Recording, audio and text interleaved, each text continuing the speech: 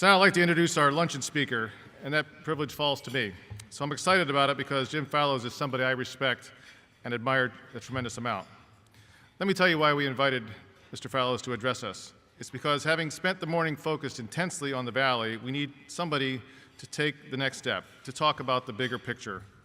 We're not abandoning Silicon Valley, but now we're talking about Silicon Valley in the context of the nation and the context of the international system.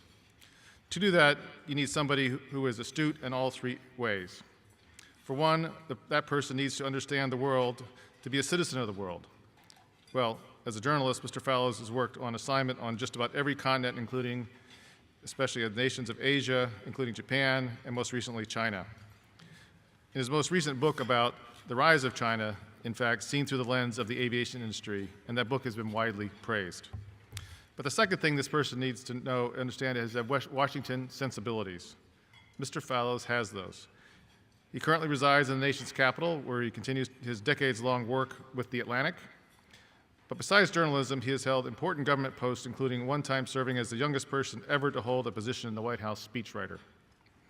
And finally, we need our keynote to understand Silicon Valley, what makes us tick, and how our complex dynamics play out in the national stage. Well, Mr. Fallows qualifies here as well. His writing shows a nuanced understanding of our innovation ecosystem and its importance in the nation's future. He's really an extraordinary person and a person I'm considered to be a preeminent journalist of our time. Ladies and gentlemen, would you please help me welcome Mr. James Fallows. Thank you very much. Thank you.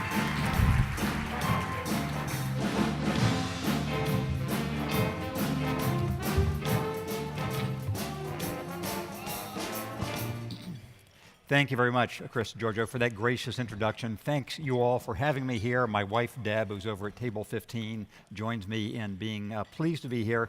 It's a combination of both foreseeable and unforeseen pleasure that we've seen in the last day. We knew it would be fun to be here. We've been coming back and forth to Silicon Valley for decades. I didn't realize that my good friend Lenny would be receiving the award just now, and you couldn't have chosen a more deserving recipient of that award. And so I'm honored to be part of the celebration of what he has done. I'm glad to have heard my friends Tim O'Brien and Paul Saffo talk to you, all the other members of the panelists. And without my exactly having planned it this way, it turns out that what I'd like to discuss with you actually does follow directly from what we've been discussing in the last few sessions of this panel. As you see, I'm dressed like the guy who is not from Silicon Valley in his day job. I've come from DC. I have the official light blue middle-aged man from DC necktie that I wear at all times. I always think of myself as being from California. I grew up in Redlands in San Bernardino County in Southern California. One of my sons lives in San Francisco. One of them lives in LA. They're both tech entrepreneurs, I'm pleased to say. But even though I am from here and have family ties here, I obviously am not of the Silicon Valley culture that you all have created over these past few decades. But I am a very, very close student over what is now a long period of time of what you've done. And through most of my journalistic life, I found that the most fascinating theme for me has been a kind of Darwinian study of cultures and political systems and business approaches and their fitness or lack of fitness over time. And over the decades, as I'll describe, I've come to Silicon Valley with that in mind. And what I'm going to talk with you about is what we think about the modern world and its effect and its omens for the work you all are doing, and why the study that you've just heard announced a few minutes ago is so valuable, as is the work of your partnership overall. So let me give you some background of the sense of what I've been looking for, the 30-year background in trying to understand what bodes well and what might be a challenge for the Silicon Valley of the next generation when you're gathering 15 or 20 years from now to recognize the leaders of the next technologies and the next businesses that arise. As you heard, I had my one immersion in politics, rarely brief, at a really relatively young age in life. Some of you will recall that Jimmy Carter was once the President of the United States. I was a speechwriter for him back during those days. Does anybody remember the speech where he was wearing a sweater talking about the energy shortage? if there'd been a wide shot, you've seen me over in the corner, hunched down with the other consultants, hoping that this was going over well with the populace. After I left the Carter administration, I joined the Atlantic, and the first big article I did, which came out in early 1980, was to spend a couple of weeks in Detroit, and then an extended period of time here, and to try to understand from cultural and personality and political and other reasons why the culture of Detroit seemed to be on such a downward gyre. Again, this is 30 years ago. And why the founders of the young companies I was seeing then. I saw Andy Grove and Gordon Moore at Intel. I saw the people at Hewlett-Packard. I saw most of the founders of Apple. I was seeing what was making them have a different view of the future than we heard from most of the people in Detroit. I then, soon after that, I lived in Texas with my wife for a couple of years during their oil boom and trying to analyze, was that just a geological accident, or was something going to be lasting in the way that Texas did its business? Then we lived in Japan for a number of years. This was in the late 80s, when Japan seemed to be such a formidable challenge to the United States and the West in general. When I came back and compared the kinds of high-tech industries I saw there with what I had seen in Silicon Valley, the main message I drew, which I wrote about in a book called More Like Us, was that the best way that America could compete with Japan was not by trying to resemble it, but by being more purely American and having the virtues that we saw in distilled form here in Silicon Valley. Went back to DC again, then lived in Seattle, worked at Microsoft as an actual coder for a while, or as a program manager. Have any of you ever seen what Microsoft calls Clippy? You type dear in a space and somebody pops up and says, hey, it looks like you're writing a letter. If you don't see that anymore, you can give thanks to me. Thank you, and see you later. That may be the most lasting effect I have on the planet by my existence, but I managed to get Clippy turned off by default. Back in DC again, my wife and I were then living in the Bay Area during some of the tech boom of the about 10 years ago, seeing what was going on there.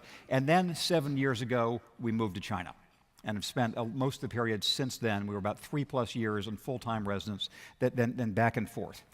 And what has fascinated me in books and articles is looking at cultures, looking at regions, looking at ecosystems like Silicon Valley and the people who make it up, and which of these is going to work, and which of them is not, and which looks like a bubble, and which looks like something sustainable.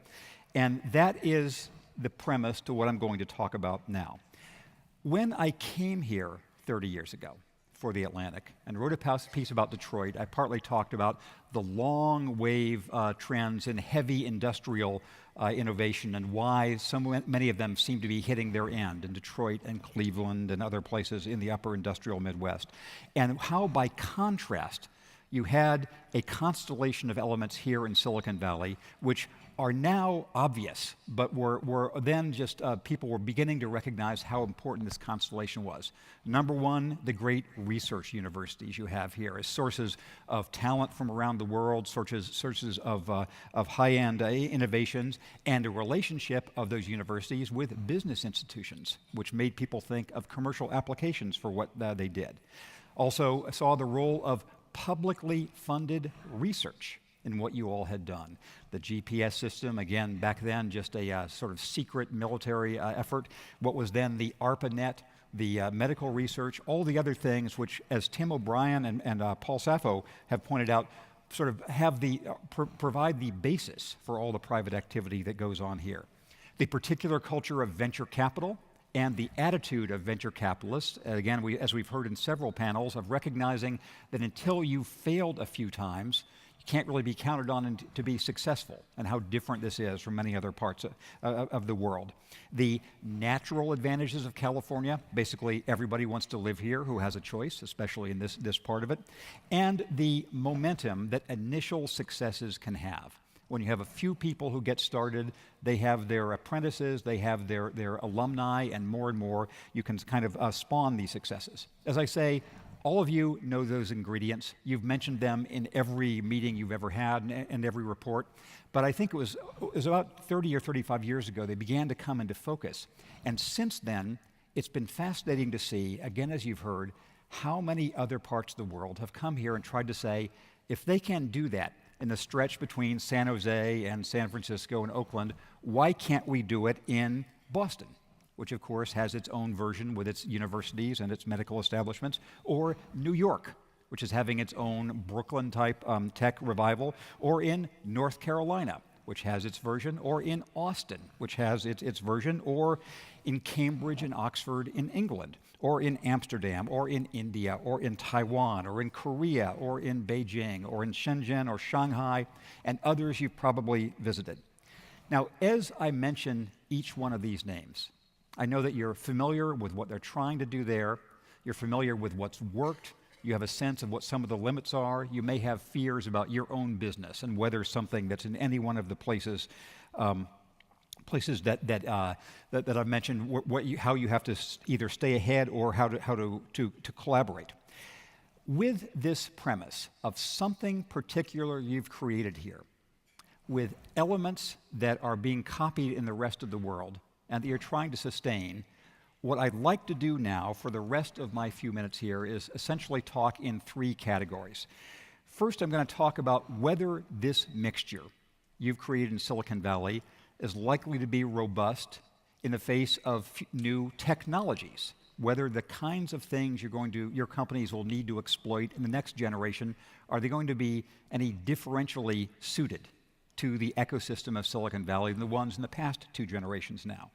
Second, I'm going to talk about how developments elsewhere in the world, especially China, where I've been living, either cast a good or a bad light on what you have to do, and how to think about these billions of engineers being poured out of Chinese or Indian universities over the next years, how they're going to affect what you do. And finally, I'm going to talk about how developments here. Here I mean going first, here is America, then here is California, then here is Silicon Valley, then here is this room. How developments here affect the prospects for Silicon Valley a generation from now being the same almost unique success that's studied around the world. So that's the plan, and then I'll end with a brief, meant to be inspiring summary, and then we can all go out into the day and you can start new companies after that. So the first of these categories will be the shortest because here the actual known information is least. That is what the new technology of the next generation or two, how it will match or not match the companies you all represent or plan to start. We recognize how important it was over the last 40 or 50 years that a conjunction of materials technology that was crucial to the semiconductor industry, and physics, academic physics, which was part of that, and then information technology in its various forms, both in the networking technology, coding technology, all the things we think of as IT in different forms, now extending to design innovations and graphics and mapping and doing things at scale. How much it matters that these things have been here. And in various ways, we can say that the presence of one of them gave rise to another. And maybe it was an accident that Fairchild, for example, was here and not in Austin, or not in Omaha, or not in Chicago, or not in Atlanta, or some other place. But we see this kind of a collection of technologies that's been so valuable. As we think of what are likely to be the comparable technologies, building on these, since all of these things will still matter in the next generation, how do we think about how they will match the university and the human culture of this area?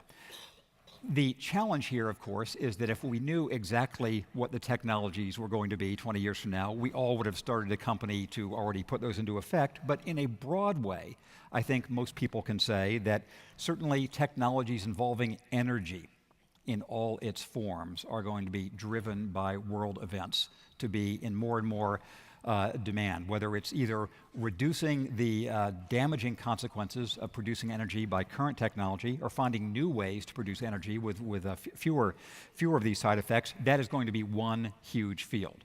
A related huge field, of course, will be environmental disaster mitigation in all its forms. I mean, disasters in the short-term sense of oil spill or nuclear meltdown, and disaster in the longer-term sense that I think anybody who is up on scientific literature is apprehensive about.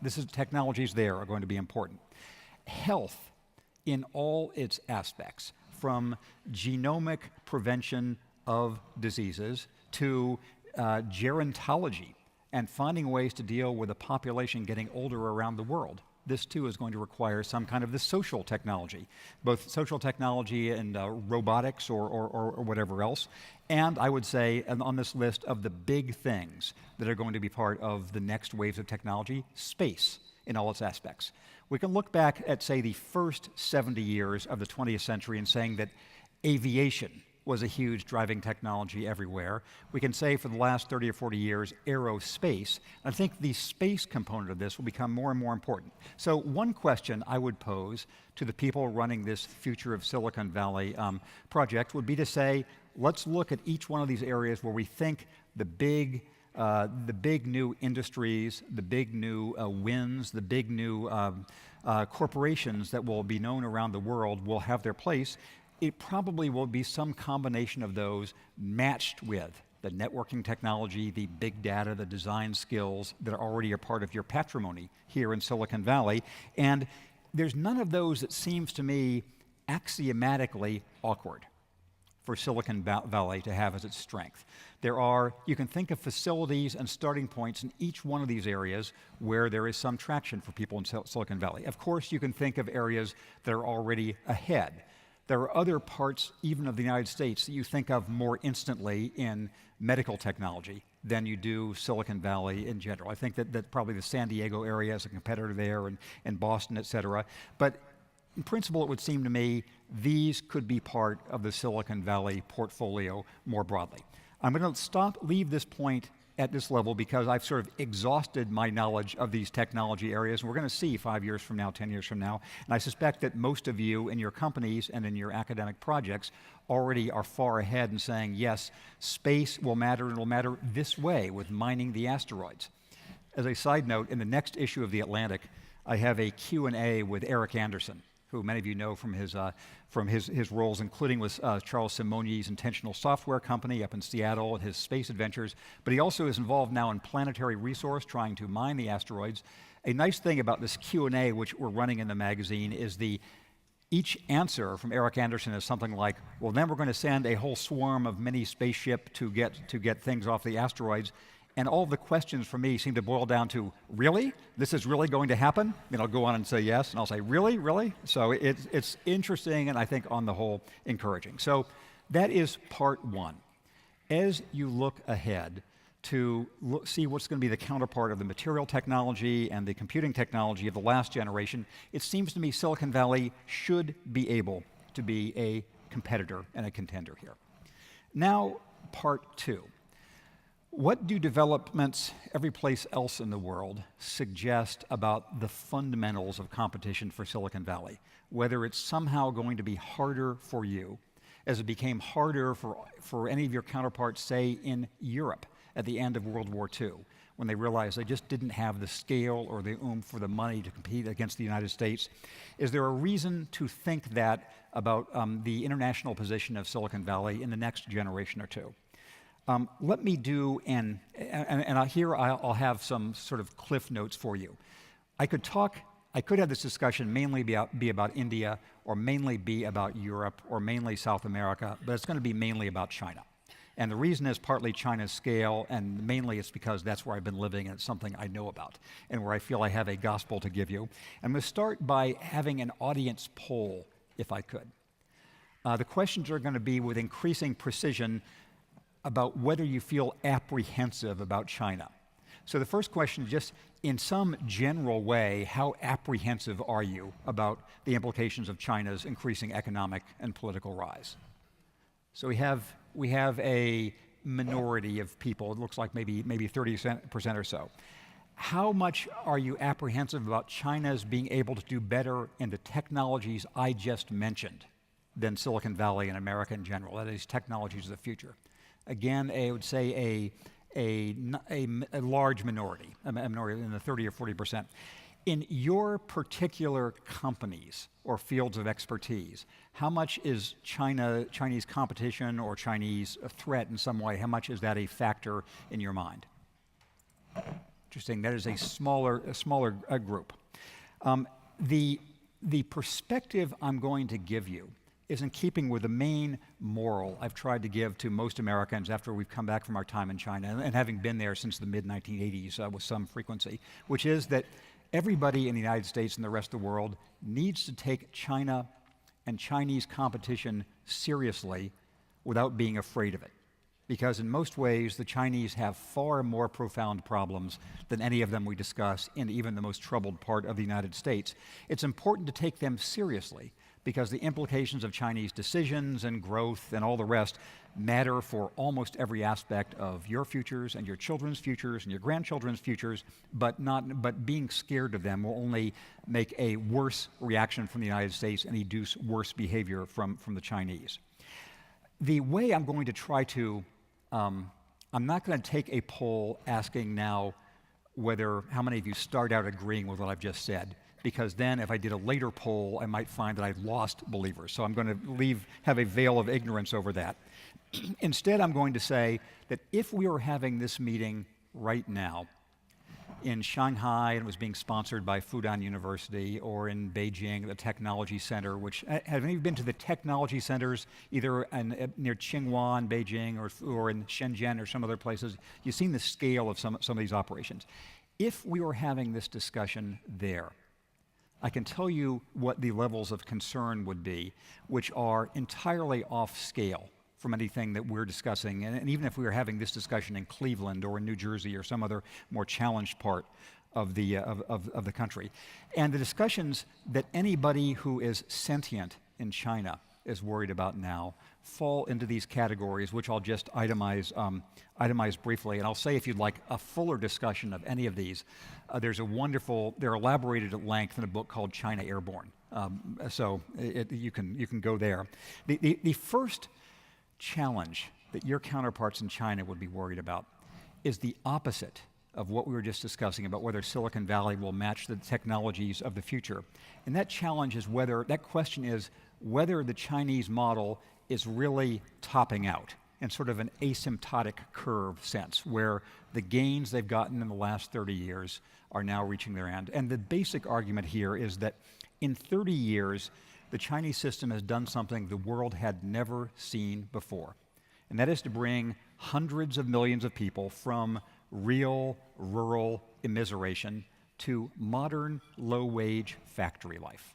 And if you've been in Chinese factories, you've seen them just filled with these people in from the countryside, and they've gone from making, say, $100 cash a year to $100 a month, and now $100 a week, and it's essentially a century worth, 150 years worth of Western industrial and cultural development compressed in 30 years. What happened to the U.S. from the 1820s with the New England mills, through the 1880s with the big factories of the Midwest, to the 1920s and 30s of sort of an urban class, that's happened in China in these last 30 years. But here's their question. The question is, when are they going to be able to do something other than just assemble other people's products? You probably are all familiar with it. This is the iPad on which I have my notes. This iPad is made in China, but only about 1/10 of its value stays with anybody in China. Most of it stays in Silicon Valley or in Japan or in Korea or with the other high-tech makers. And the people in the Chinese industries, they know that very well. And they know that anybody in this room could name 10 corporate brand names from Germany, and probably 10 from the combination of Finland and Korea, and 50 from Japan, and 100 from the United States. But you can't really name any from China, except Qingdao Beer and Haier for the white goods market and some of the big state-owned enterprises. Those corporations are where the value is in modern commerce, and they don't have them. And that is their dilemma. And it's a real concern for them, and the idea of this being in a low-wage trap, because they recognize that to be able to have, not assembling apples, but having their own Apple, not copying Google, but having their own Google, not whatever pair you want to set up, there's lots of other conditions that have to prevail. Real university systems, real copyright protection, some sense of a venture capital system, some order of government, some rule of law, et cetera. And being able to do that is just not at all clear that's going to happen in China. So number one challenge the Chinese system has is the opposite of yours. You're wondering if the path looks as bright as it seems to, they're wondering if actually they're hitting a limit and what that would mean. A second problem that people in China would be discussing, and this bears on all of us, is the environmental apocalypse that is now being publicized in the big cities in the last couple of weeks, but is just an incredible challenge for China. I think that if there is, I've argued for the last 5 or 6 years that if there's anything that's going to stop the Chinese economic miracle, it's not running out of farm labor or not trade policy, it'll be environmental pressure of one kind or another. Already, the Communist Party is allowing public discussion of this, news reports of the waves of birth defects and the waves of cancer that are breaking out every place. It's a genuine challenge for the country that, of course, affects all of us, too. Chinese officials, if they were here, they'd say it's not fair that Germany and England and the United States had their decades of despoilation as you are becoming developed, and we're doing the same thing. And that's true, it's not fair. But the scale there is so large, the pace is so great, and the carrying capacity of the world is already so used up that there's not the same leeway.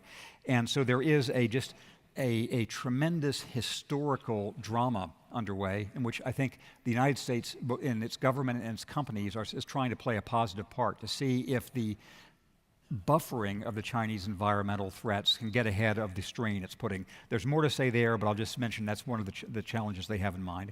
A third and related problem that your Chinese counterparts would be discussing if they thought it was a private session with no foreigners there and no reporters involves the basic viability of the political system.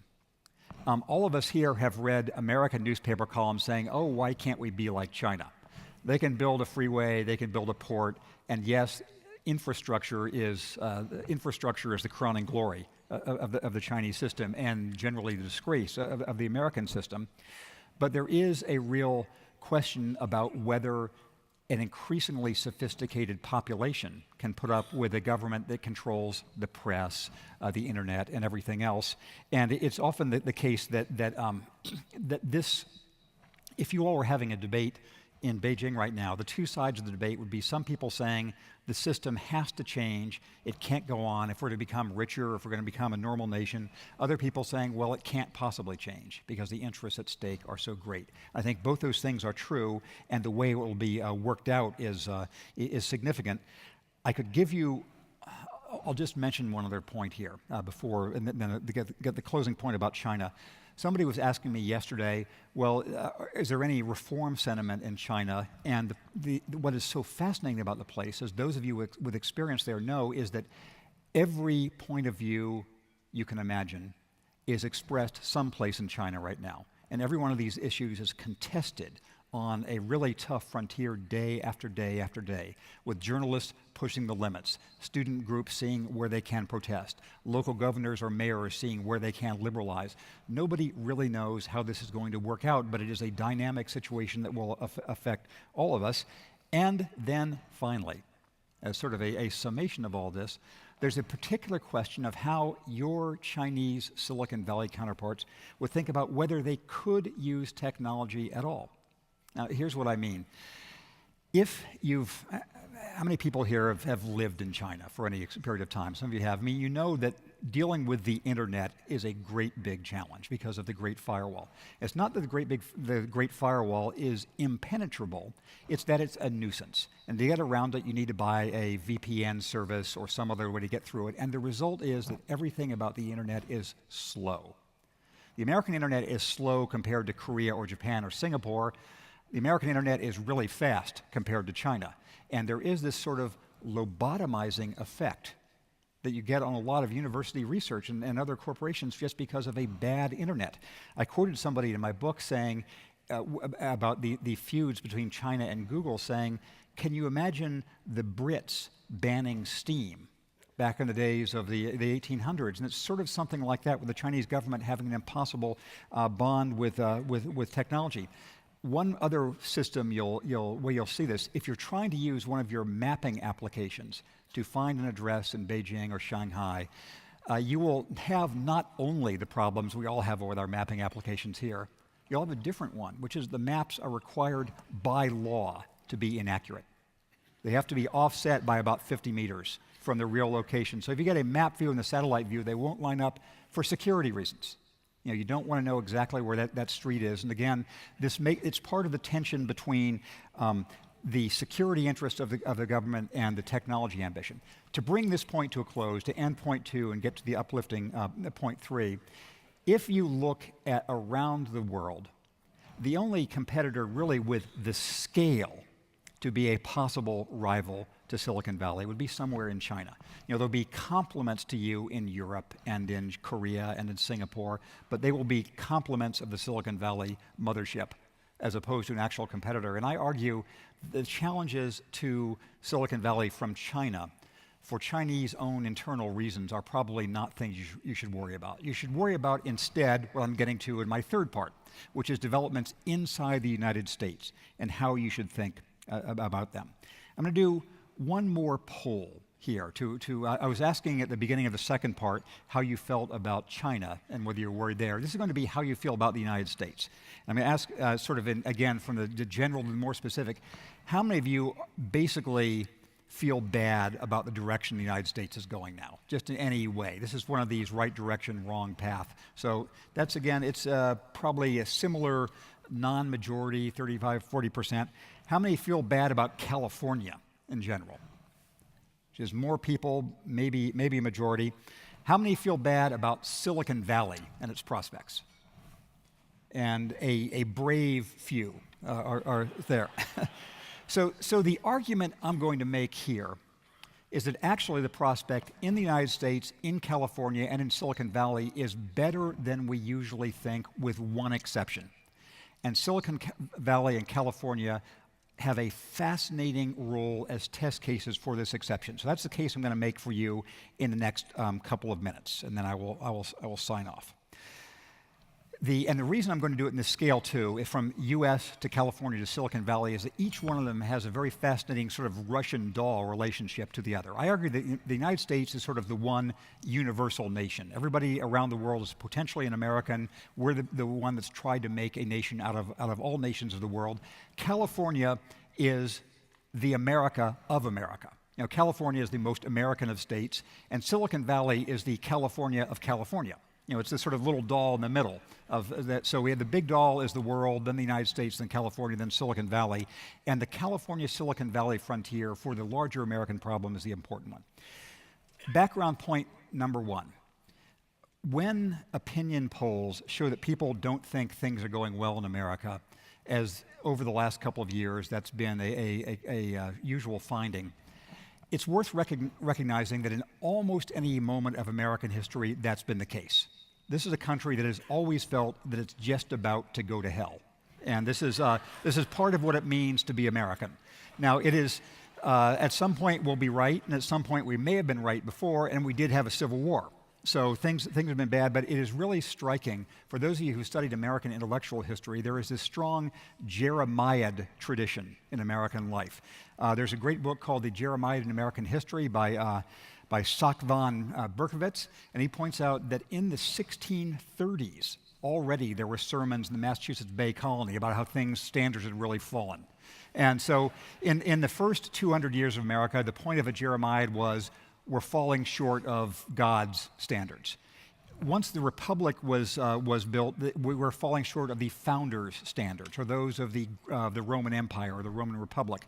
It's only been the last 60 or 70 years we've been falling short of somebody else. Falling short of the Soviet Union in my time as a kid, falling short of Japan, falling short of China now, falling short of somebody else. But it is worth recognizing, and I could give you a zillion illustrations here, that this is part of the fabric of American life. Really, the only spur to reform seems to be somebody saying, boy, things were really great back in 1950, but now they're terrible, so therefore we have to do X, Y, or Z. So that doesn't mean we should ignore warnings, but we should recognize we've been down this path in many ways before. So one premise one buffer to have in mind about warnings of decline is, yes, this is how we are. This is what kind of country we have. It's different. I'll save for later discussion how this compares with British reveling in failed empire, which is different. So that's I'll save for later. now let's think of the reasons that even in our times of trouble, and even in when you read every story about the end of the American era, the rise of the Asian century, et cetera, still are arguably unique strengths for the United States. One of them, and to me the most important, and this is where California sheds a light for America and Silicon Valley does for California, the role of immigration. The most important thing you learn from studying American history of immigration is that it has always been disruptive. When the Germans came in the 1840s, when the Irish came in the late 1800s, when the Italians came, when the Poles came, when the Vietnamese came, when any group you want to name came, they were all a menace at those periods. And each one of them was inferior to the now domesticated group. You know, the Germans, okay, they turned out okay, but the Irish, we don't know. And this has always been the way. It's never been an easy thing for the United States or any other nation, so if it is disruptive now, there's a reason. It's genuinely disruptive economically, people are displaced, culturally, things change, but the other thing you learn is how important this has been in the development of American industries, higher education, culture, soft power, the way the United States, for all of its failures, is something in which most other parts of the world can see some little shard of their own identity. And also, in the last 20 or 30 years, it's probably been distinctively and disproportionately important as a way for talented people from the rest of the world to realize ambitions that wouldn't be possible for them in India, in China, in Indonesia, in you name the country. I recognize that there are ways in which immigration needs to be sort of metered, so it's at a non-disruptive pace. But in general, I think America's ability to continue to absorb and employ an outsized share of the world's talent is an advantage no other large country can match. China can't match it. China and India, as very large countries, can't match it. The ones that match it, Canada and South Africa and Australia, are small. We're the only big country that can continue to hog our share of the world's talent, and we should do everything to maintain that unfair role. There's a similar and related point involving universities. America's university system, we know, is under all kinds of strain, public funding, class divides, and all the rest, but unless we destroy it, as we may be in the process of doing, it still is an advantage nobody else can really top. How many of you have seen tour groups of young kids and families from China or Japan or India going pie-eyed through the campuses of Stanford or Berkeley or Harvard or Yale, because these are the brand names for the world? It's like going to Lourdes or something, thinking I might get some rub-off effect by touching a wall at Stanford or looking at the admissions office. Again, this has economic benefits, you know, here in Silicon Valley. It has benefits that we often don't appreciate. You probably have heard warnings about the problem of America devoting too much of its graduate school space to foreign students. And I'm sure you've all had these discussions. And if you go into classes at Berkeley or Stanford, you'll see very high proportions of foreign-born students. I view this as a good thing for America without limits. And here's why. I think if these people stay, it's good. If they go home, that's good too. Because when they go home, they are profoundly acculturated in language, in standards, in connections with corporations. In dealings with China, it's worth recognizing how much easier it is for the U.S. to do business with the Chinese financial leadership, which is all Western educated, than with the political leadership, which is zero Western educated, or with the military leadership, which is, is suspicious of the Western world. A bright spot here is that the children of essentially all of the Chinese senior leadership are right now in Stanford and Harvard and Oxford and all the rest. So the future may be different, but so immigration is our second advantage we have if we don't throw it away. A third advantage, which I'll just allude to, is scale. America is a big country. We always hear about how Britain and Spain and Holland and Venice and all the rest overreached imperially and then shrank. The United States was already the biggest economy in the world 100 years ago. When Britain was still a leading diplomatic power and military power, the United States has been the leading power economically in a long time, and it has scale that other sort of imperial forces have not had. And so California has been the biggest, most valuable state in the country for a long time. Silicon Valley has scale. So we have scale advantages that mean we're not likely to have British-style overreach. And finally, and I'll leave this on the table for later discussion, I argue that the problems we have mainly of public financing, are not intellectually very hard problems. Anybody in this room with 1 hour looking at federal expenditure sheets could say, okay, here's how we could put the federal budget back on a more sustainable track. It's not, we have modest problems of our public financing. Whether we'll ever fix them is a whole different matter, but at least they are modest compared to China's environmental problem, or Japan's problem of having its population shrink by half over a century. There's a real challenge of paying for medical care in the long run, but that's medical care. It's not Medicare, Medicaid, et cetera.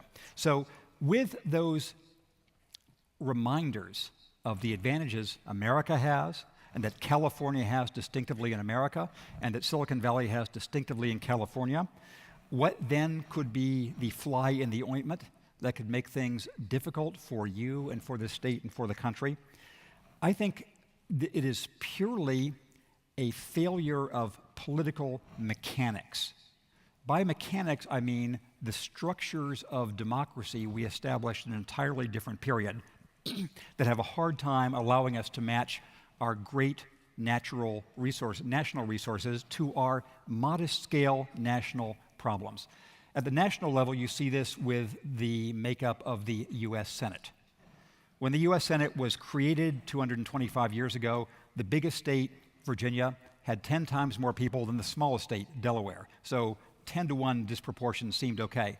Now, as you know, California has 70 times more people than Wyoming.